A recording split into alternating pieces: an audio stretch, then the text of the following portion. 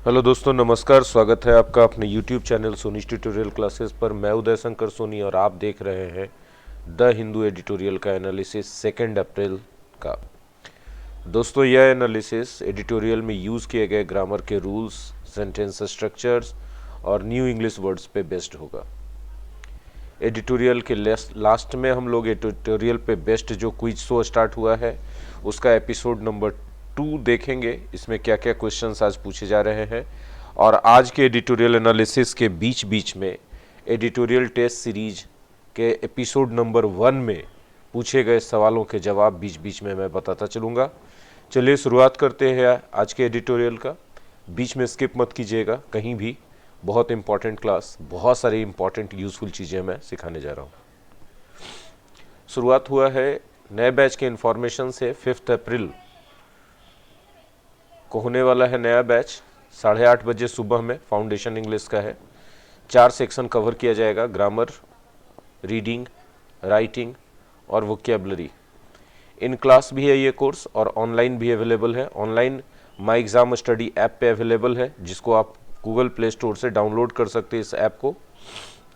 बहुत ज़बरदस्त ऑफर है, आप देख सकते हैं, लेकिन ये लिमिटेड टाइम ऑफर है। बहुत ज़बरदस्त फीचर्स है और आप इस कोर्स के बारे में विशेष रूप से जानकारी प्राप्त करने के लिए इस नंबर पर आप हमें कांटेक्ट कर सकते हैं, व्हाट्सएप, टेलीग्राम, कॉल या मैसेज के जरिए।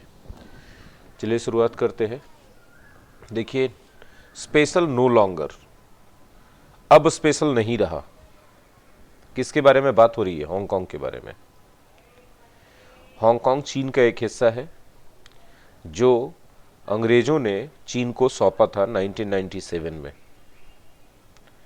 अंग्रेजी साम्राज्य का एक हिस्सा था हांगकांग, जिसे चाइना को अंग्रेजों ने सौंप दिया 1997 में एक स्पेशल एग्रीमेंट के तहत।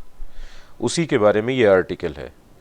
देखिए, कहा जा रहा है China is keener on tightening its grip on Hong Kong then on widening democratic space.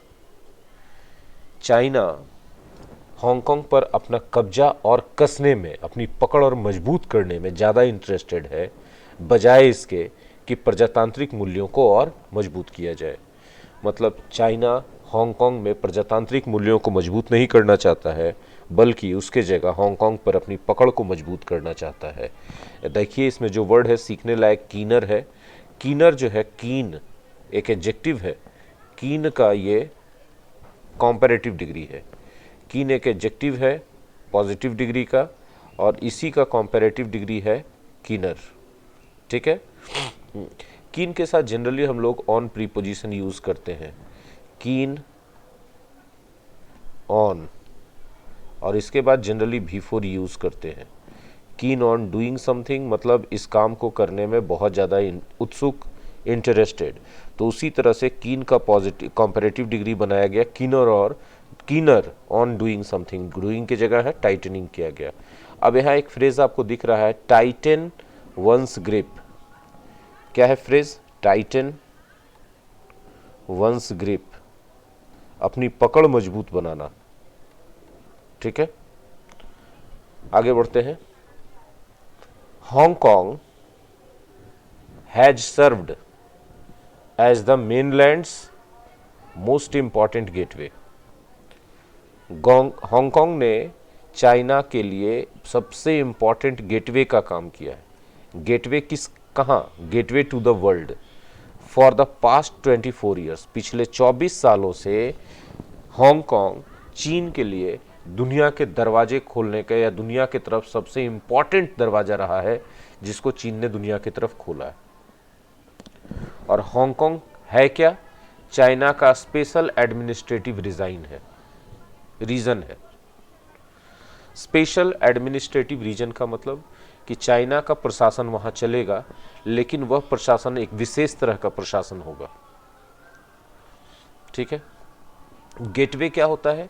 Gateway जो होता है, एंट्रेंस को कहते हैं। गेटवे किसको कहते हैं? प्रवेश करने के रास्ता को कहते हैं। हिंदी में इसको दरवाजा आप कह सकते हैं।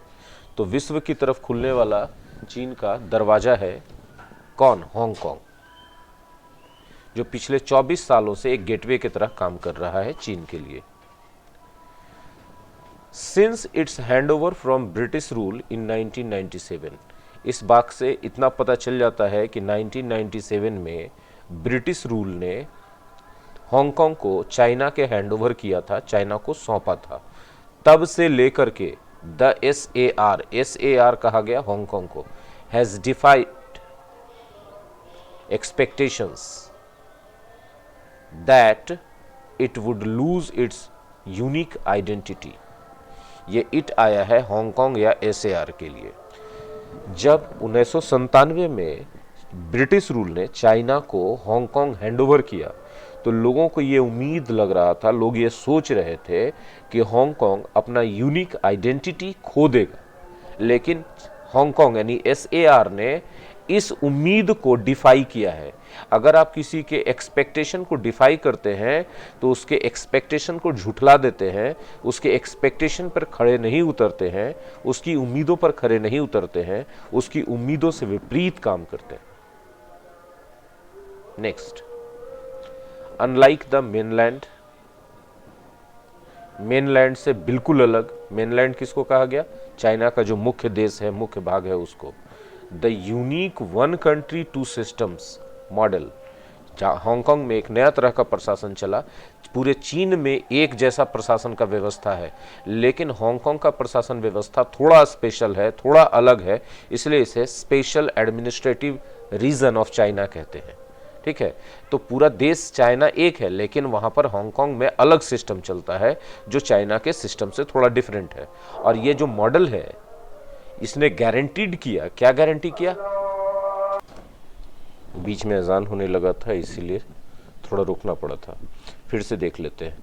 अनलाइक द मेनलैंड, अगर अनलाइक द मेनलैंड लिखा है तो पूरे चीन में जैसा होता है उससे बिल्कुल अलग यूनिक मॉडल अपनाया गया हांगकांग में।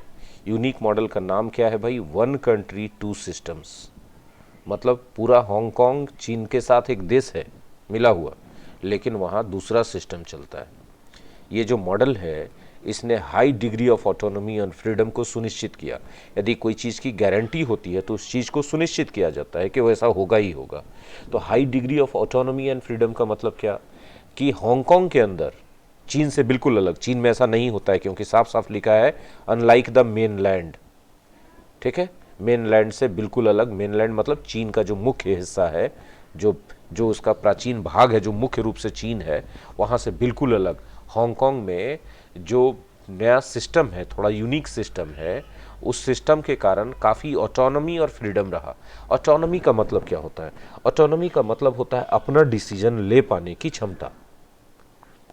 ये पावर जिसमें आप मजबूर नहीं होते हैं किसी और के डिसीजन को मानने के लिए। ठीक है, तो हांगकांग को ऑटोनॉमी मिला, फ्रीडम मिला और साथ ही साथ फ्री प्रेस मिला।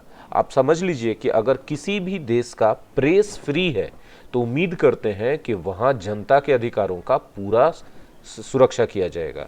साथ ही साथ लोगों को द राइट टू प्रोटेस्ट भी मिला। वहां पर लोगों को अधिकार मिला कि वो विरोध कर सके जो चीज उनको सही नहीं लग रहा है उसका। और वहां का जो पॉलिटिकल सीन था हांगकांग का, रैमबंक्शस था। रैमबंक्शस अगर है तो अनकंट्रोलेबल है। अनकंट्रोलेबल का मतलब कि वहां पर सेना का या किसी एक कोई ग्रुप का या किसी एक एजेंसी का दबदबा नहीं चला वहां के पॉलिटिक्स में। और वहां का जो अपोजिशन है नॉइजी है। नॉइजी अपोजिशन का मतलब जो विरोधी दल होता है सरकार के अंदर या सदन के अंदर, वो सरकार के डिसीजन का खुल के विरोध करता है अगर उसको लगता है कि वह डिसीजन देश हित में या जनहित में नहीं है तो। और ये जो नॉइजी अपोजिशन होता है ये क्या होता है? प्रो डेमोक्रेसी होता है। प्रो डेमोक्रेसी का मतलब ये डेमोक्रेसी का समर्थक होता है, प्रजातंत्र का, जनतंत्र का समर्थक होता है। पूछिए कैसे?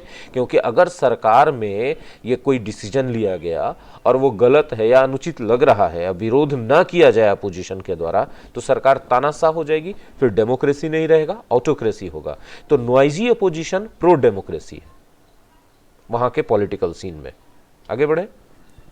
अच्छा, आगे बढ़े तो अब मिल गया एडिटोरियल टेस्ट सीरीज का पहला क्वेश्चन जिसमें स्पॉटिंग एरर था।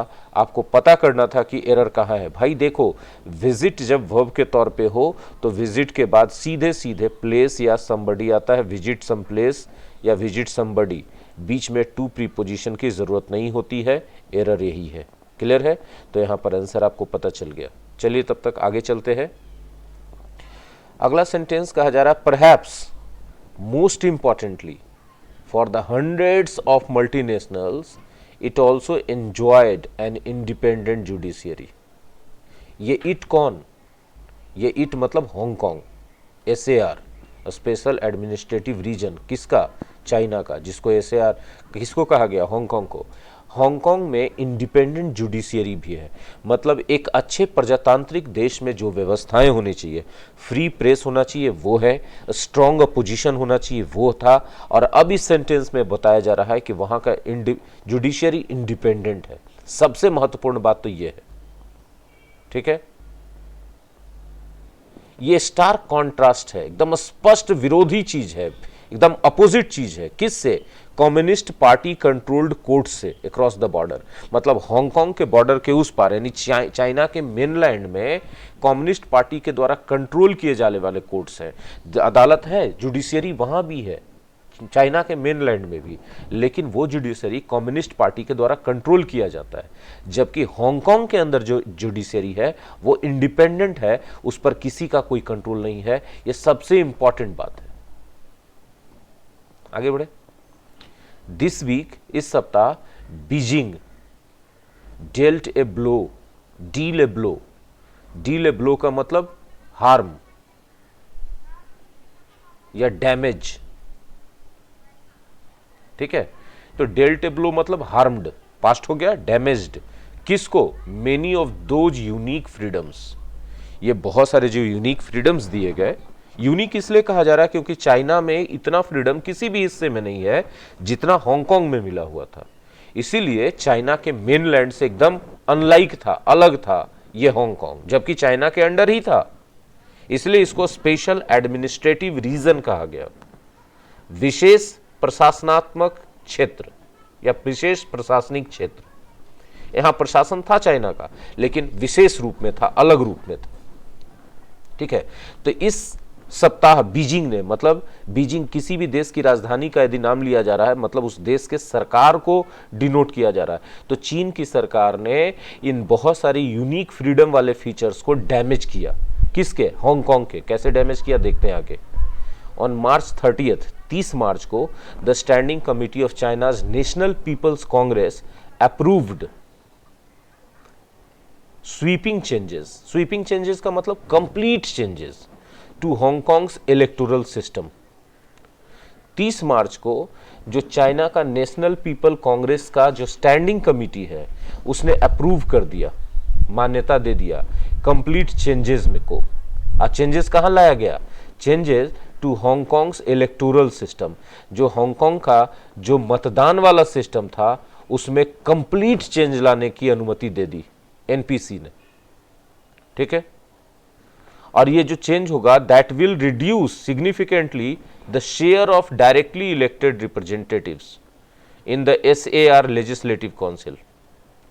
स्पेशल एडमिनिस्ट्रेटिव रीजन के लेजिस्लेटिव काउंसिल में डायरेक्ट इलेक्ट होकर आने वाले रिप्रेजेंटेटिव्स की संख्या को घटाना है, ये जो चेंज लाया गया है इसके जरिए। President Xi Jinping signed orders to promulgate amended annexes. Promulgate का मतलब होता है इनैक्ट, इनैक्ट का मतलब इंप्लीमेंट, लागू कर देना, है ना। तो वहां के राष्ट्रपति, चीन के राष्ट्रपति सी जिनपिंग ने उन आदेशों पर दस्तखत कर दिए जो अमेंडेड एनेक्सेस को, संशोधित किए गए बातों को लागू करने के लिए आदेश थे, उन पर हस्ताक्षर कर दिया, मतलब आदेश पारित कर दिया कि चलो भाई अब ये सब परिवर्तन लागू होगा। कहां? हांगकांग के बेसिक लॉ में। हांगकांग का बेसिक लॉ वो कॉन्स्टिट्यूशन है that has governed the SAR, जिसके जरिए SAR पर शासन चला है, एंड एंश्योर्ड इट्स ऑटोनॉमी। जो बेसिक लॉ है यहां का वो एक तरह का संविधान है हांगकांग का, और इसी संविधान के जरिए गवर्न किया गया है हांगकांग को, और इसी संविधान ने एंश्योर किया है, एंश्योर मतलब सुनिश्चित किया है हांगकांग के ऑटोनॉमी को, हांगकांग के स्वावलंबन को, आजादी को, marking the biggest change since 1997, 1997 से लेकर के अभी तक में यह सबसे बड़ा चेंज है, ये जो ऑर्डर पारित किया गया है शी जिनपिंग के द्वारा। इतना बड़ा चेंज आज तक 1997 में जब चाइना को ब्रिटिश शासन ने सौंपा था हांगकांग, तब से लेकर आज तक इतना बड़ा आदेश पारित नहीं हुआ था, इतना बड़ा परिवर्तन नहीं किया गया था। टेस्ट सीरीज का दूसरा क्वेश्चन आ गया स्पॉटिंग एरर का। Events only underline the need for a deeper understanding on both. ये वर्ड आपका फालतू दिया हुआ है, द इवेंट्स ओनली अंडरलाइन, बस यही एक वर्ड फालतू दिया हुआ है, the need for a deeper understanding, बाकी सब सही है। चलिए next. While previously 35 of legislative councillors, 70 legislative council 70 members were directly elected, मतलब पहले 70 members थे legislative council में हांगकांग के, उसमें से 35 डायरेक्ट इलेक्ट होके आते थे जनता के द्वारा। That number has now been reduced to 20, और ये 35 से घटा करके इसको कितना कर दिया गया है 20, कि अब जनता सीधे इलेक्ट करके मतदान के द्वारा चुन के सिर्फ 20 रिप्रेजेंटेटिव्स को भेजेगी। इवन एज, जबकि the size of the legislature has been expanded to 90, और पूरे लेजिस्लेचर का साइज, पूरे विधायिका का साइज पहले 70 मेंबर का था, बढ़ा के 90 मेंबर कर दिया गया, और जो डायरेक्ट इलेक्ट होकर के आने वाले 35 मेंबर्स थे उनको घटा करके 20 मेंबर्स कर दिया गया। ठीक है, अब देखिए जब कहा जा रहा है रिड्यूस्ड टू 20, यहां 2 का मतलब है कि घटते घटते 20 पर पहुंच गया। यदि हम बोलते रिड्यूस्ड 20 तो 20 घटा दिया, यदि हम लिख देते रिड्यूस्ड 20, 2 हटा देते हैं तो 35 में से 20 घटा दिया, मतलब घट के पहुंचा कितना 15, लेकिन ये 15 नहीं पहुंचा, घट के 20 पहुंचा। रिड्यूस टू 20 मतलब घटते गया घटते गया घटते गया, 20 पर आके रुक गया, और रिड्यूस 20 मतलब जितना था उसमें से 20 माइनस कर दिया।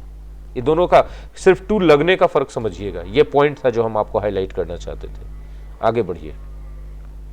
नया बैच का इन्फॉर्मेशन है, 5 तारीख से स्टार्ट हो रहा है, सुबह 8:30 बजे। ज़्यादा नहीं बोलेंगे, ग्रामर है, रीडिंग है, राइटिंग है, वोकेबलरी है, ऑनलाइन भी अवेलेबल है, इन क्लास भी अवेलेबल है। ठीक है, बहुत ज़बरदस्त वैलिडिटी है, 24 मंथ्स का, ज़बरदस्त फीचर्स हैं। डिटेल्स के लिए नंबर पे कांटेक्ट कीजिए। चलिए आगे बढ़ते तेजी से। ठीक है, द रिमेनिंग 70, अब 90 कर दिएगा तो 20 सिलेक्ट होके आएंगे डायरेक्ट, तो बचे हुए 70 will be nominated from broadly pro establishment groups. पहले से, मतलब प्रो एस्टैब्लिशमेंट ग्रुप्स का मतलब जो ग्रुप्स थे पहले से स्थापित, ठीक है, उनके समर्थक ग्रुप्स में से 70 बाकी नॉमिनेट होके आएंगे देयर बाई, और इसका परिणाम यह होगा कि ensuring A majority for the pro Beijing camp in perpetuity.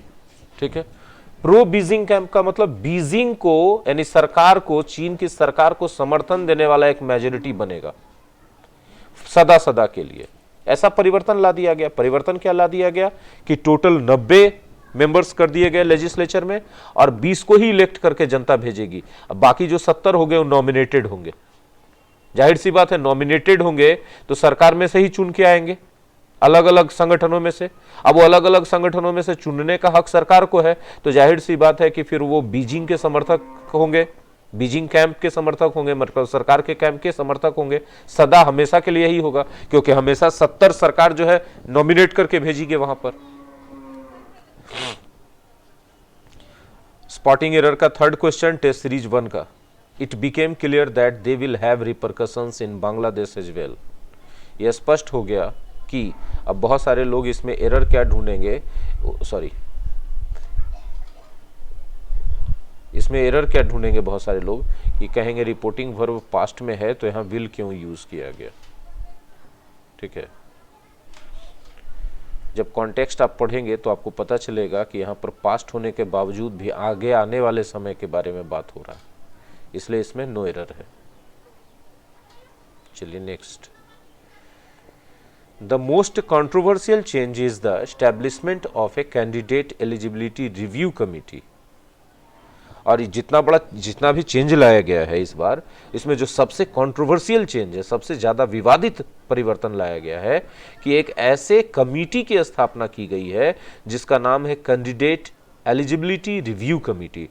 मतलब ये कमेटी क्या करेगा, नाम से ही पता चल रहा है कि जो उम्मीदवार होंगे उनकी योग्यता का पुनर्जांच करेगा और कंसीडर करेगा। डीम का मतलब कंसीडर करना, डीम का मतलब कंसीडर करना, कंसीडर करेगा, इस पर विचार करेगा, सोच विचार करेगा whether they are patriotic enough, कि वे जो उम्मीदवार हैं, जो लोग इलेक्ट होके आए हैं, वो पर्याप्त रूप से देशभक्त हैं कि नहीं, तब उसकी उम्मीदवारी मानी जाएगी, वरना नहीं। ये बहुत भयानक बात है भाई, ऐसे कैसे? इट्स वर्डिक्ट, इस कमिटी का जो फैसला होगा कैन नॉट बी चैलेंज्ड, उसको कोई किसी अदालत में जाके कोई उम्मीदवार चैलेंज नहीं कर सकता। मतलब यदि ये कमेटी कह देगी किसी उम्मीदवार को इलेक्ट होने के बावजूद कि आपकी देशभक्ति पर्याप्त नहीं है इलेक्टेड होने के लिए, तो चुनाव में चुने जाने के बावजूद उसका उम्मीदवारी कैंसिल हो जाएगा। The only standing independent institution, भयानक, एकमात्र होगा जो इंडिपेंडेंट इंस्टीट्यूशन होगा। बीजिंग हैज जस्टिफाइड, चाइना की सरकार ने इस बात को उचित ठहराया है, जो किस बात को, द चेंजेस को। और क्यों उचित ठहराया है? यह सुनिश्चित करने के लिए कि पैट्रियट्स वेयर एडमिनिस्ट्रिंग हांगकांग, कि देशभक्त लोग ही हांगकांग पर शासन करें। मतलब बताइए सरकारों का क्या दिमाग चल रहा है। उन्होंने कहा ये परिवर्तन जायज है जो हम लोगों ने किया है, चीन की सरकार ने कहा, क्योंकि इससे जो है हांगकांग में जो भी उम्मीदवार चुन के आएंगे वो देशभक्त उम्मीदवार रहेंगे हांगकांग पर शासन करने के लिए।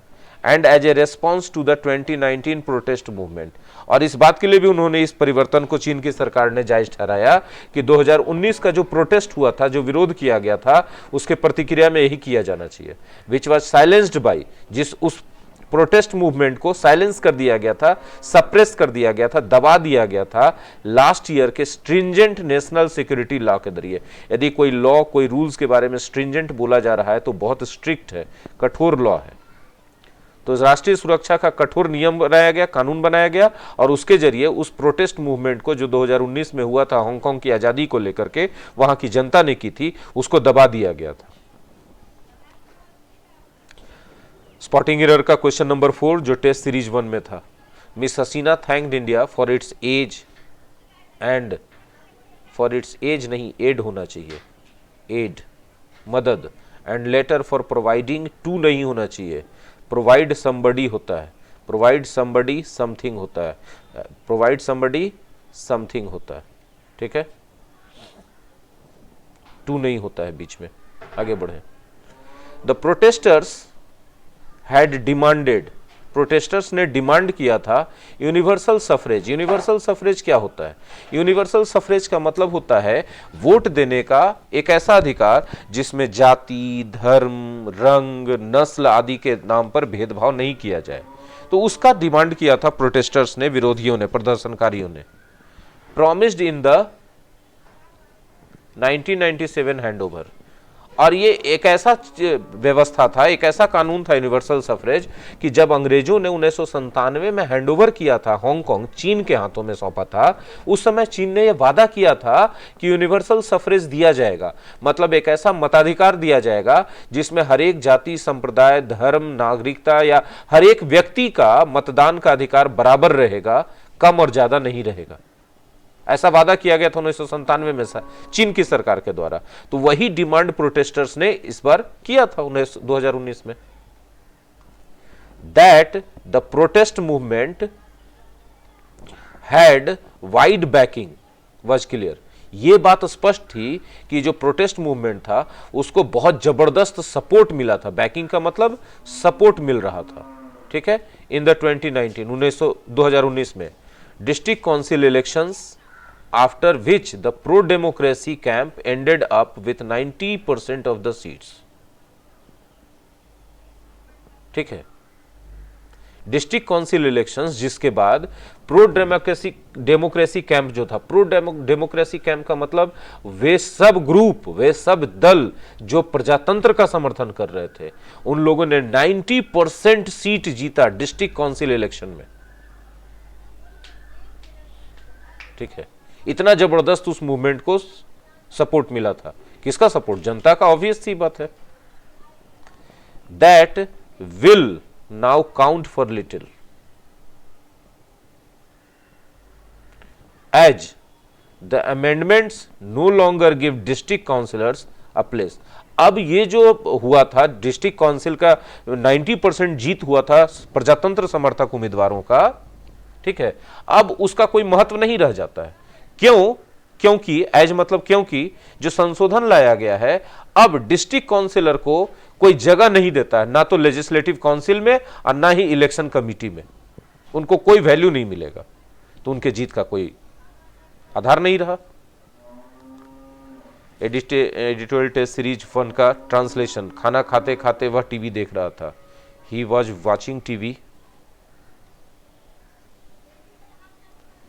ही वॉज वॉचिंग टीवी नहीं, हाँ, वाइल ईटिंग, खाना खाते खाते। आपको 3 सिनोनिम्स बताना है वोकैबुलरी के। क्वेश्चन में है किलिंग का 31 मार्च के एडिटोरियल से। तो किलिंग का तो एक था मैसेकर, था ना, और एक था एसेसिनेशन, और एक था मर्डर। चलिए नेक्स्ट।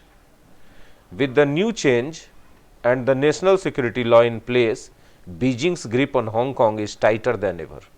ये जो नया परिवर्तन लाया गया है और जो नेशनल सिक्योरिटी लॉ लाया गया था 2019 में, ठीक है, ये दोनों के द्वारा अब बीजिंग का मतलब चीन के सरकार का पकड़ हांगकांग पर पहले से ज्यादा मजबूत हो गया। While Beijing may succeed in assuaging, succeed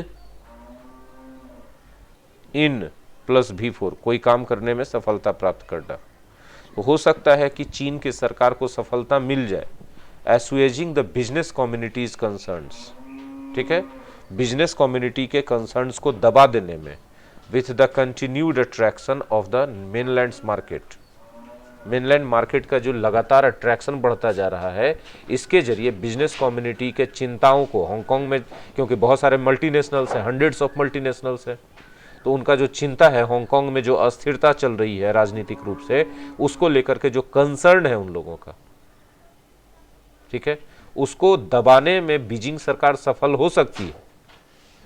it remains no closer to winning the hearts and minds of Hongkongers. लेकिन ये जीत तो जाएगी, लेकिन हांगकांग के निवासियों का दिल जीतने में, उनका मन जीतने में बीजिंग की सरकार कामयाब बिल्कुल नहीं होगी। अब by reducing the space for democratic representation, Beijing appears to have given up efforts to do so. Democratic representation को मतलब जो प्रतिनिधियों की संख्या को कम करके, घटा करके, बीजिंग, ऐसा प्रतीत होता है कि चीन की सरकार अर्थात बीजिंग ने इस आइडिया को, इस प्रयास को ही छोड़ दिया है। कम से कम अब तक तो उसने प्रजातंत्र को मजबूत करने का सारा प्रयास छोड़ ही दिया है, क्योंकि प्रजातांत्रिक प्रतिनिधियों की संख्या उसने कम कर दी।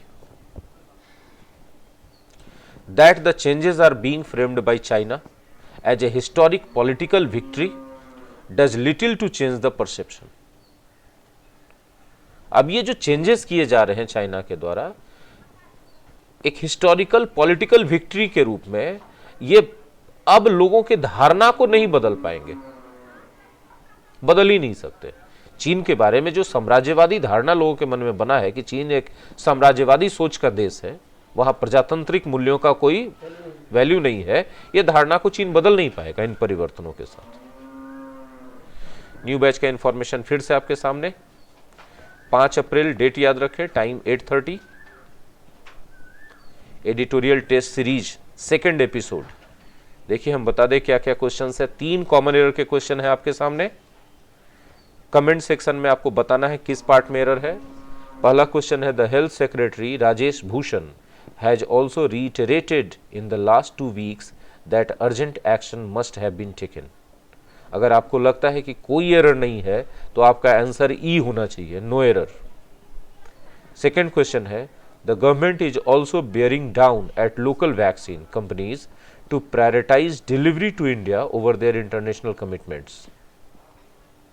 और थर्ड है, this aspect needs to be amplified and communicate more clearly to encourage vaccination. अगर तीनों में से किसी का भी या एक से ज़्यादा का आंसर आपको नो एरर लगता है तो उस क्वेश्चन का आंसर आप ई लिख के भेजेंगे, वरना जिस भाग में आपको एरर लगता है वो पार्ट आप आंसर के तौर पे हमें भेजेंगे। ये था एरर का, स्पॉटिंग एरर का। ट्रांसलेशन आज का है क्विज 2 का, जनता को जागरूक किए जाने की ज़रूरत है। जनता को जागरूक किए जाने की ज़रूरत है। और वोकेबलरी में वर्ड में है सिनोनिम्स बताना है, 2 सिनोनिम्स बताना है इनोक्यूलेशन का। और ये सिनोनिम्स आपको कहाँ से ढूंढने हैं? 1 अप्रैल 2021 के द हिंदू एडिटोरियल से। आई होप कि आज आपने एडिटोरियल का एनालिसिस एंजॉय किया, वर्ड्स सीखे, क्विज में पार्टिसिपेट करें, एक्टिव रहें और कमेंट्स में अपनी ओपिनियन बताएं। अगर आपको आज का क्लास अच्छा लगा तो अपने दोस्तों के साथ ज़्यादा से ज़्यादा शेयर करें। और अगर आप पहली बार यूट्यूब पर हमें देख रहे हैं तो इस चैनल को सब्सक्राइब करें, बेल आइकन को हिट करें और अपने मोबाइल के सेटिंग्स में जाकर यूट्यूब नोटिफिकेशन को ऑन कर लें। धन्यवाद।